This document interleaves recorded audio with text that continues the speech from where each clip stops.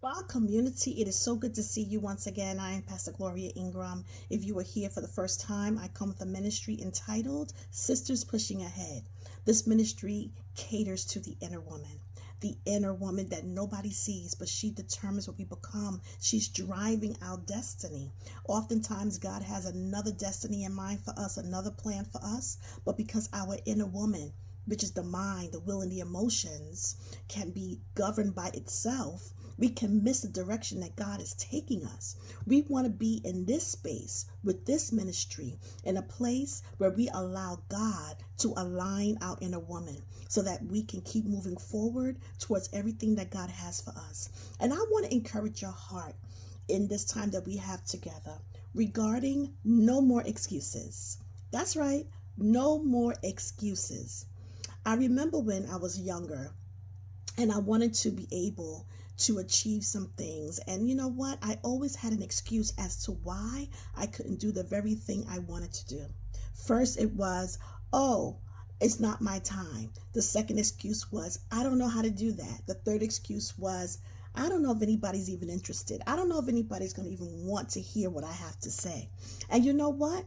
I kept delaying and delaying and delaying the things that I know that God was calling me to. But the root of that excuse was fear. If you didn't hear my video last week, it's entitled 3 Ways to Deal with Fear. See, fear can even hide in excuses. So we have to be careful that we don't use excuses, because excuses will exempt ourselves from doing great exploits for God.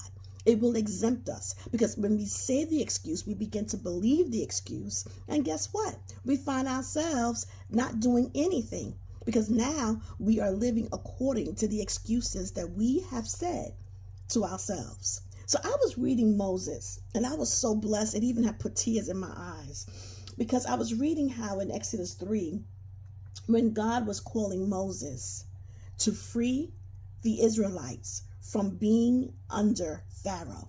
And he was telling him here that he said, I have seen the sorrow of my people. He says, I have heard their cries. And so now he was ready to go ahead and send Moses to lead the Israelites from Egypt into the promised land. And so what really caught my attention was that as he was talking to Moses, and Moses begins to tell him, look, he says, how will they believe me, the things that I'm going to say, right? They have not believed anything that I have said thus far. So when God lets Moses know, look, I want you to go before Pharaoh, and I want you to tell him to let my people go. Moses felt insecure about this assignment.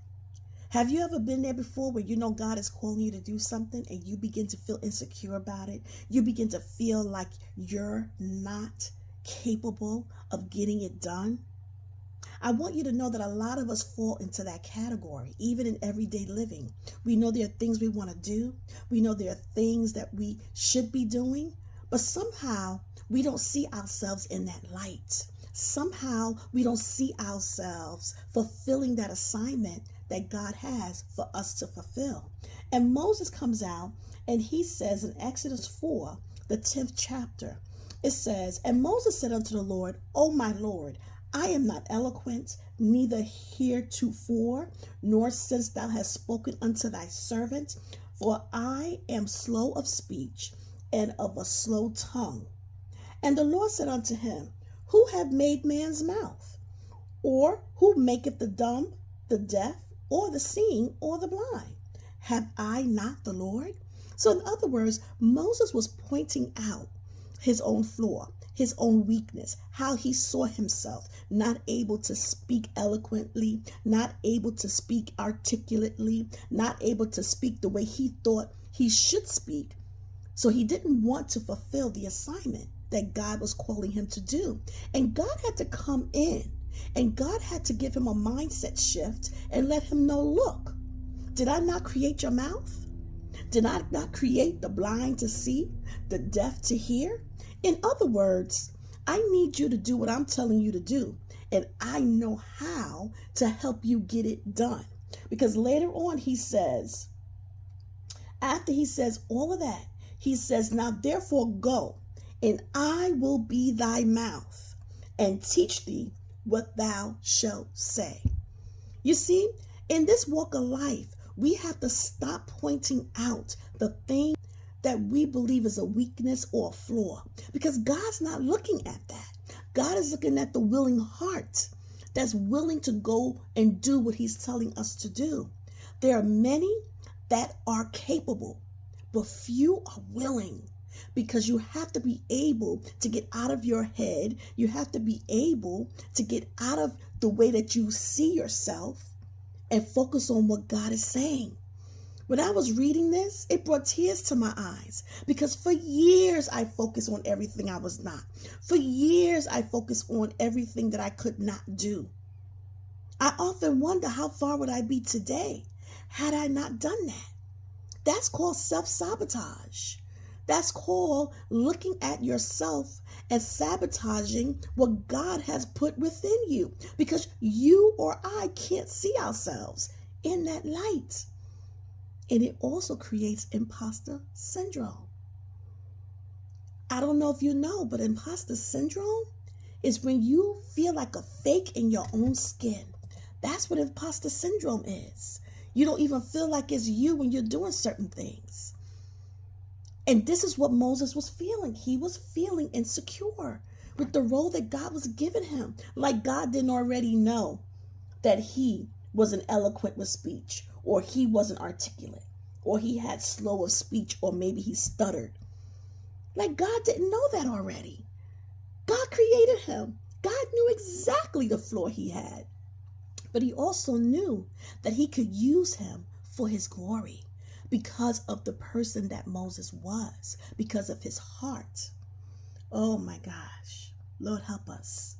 Let me tell you, the things that we think that God is looking at, he's not looking at. He's looking at the willing heart. Man looks at the outward appearance. Man judges how we speak.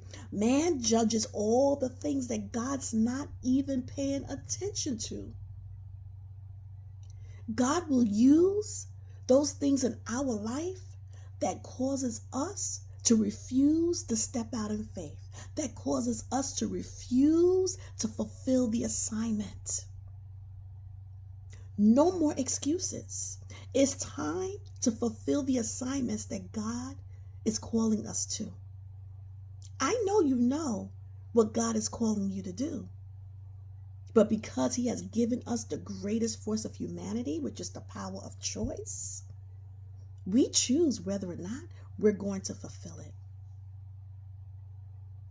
I pray today that after you hear this, and I would encourage you to read Exodus 3 and then read the chapter of Exodus 4.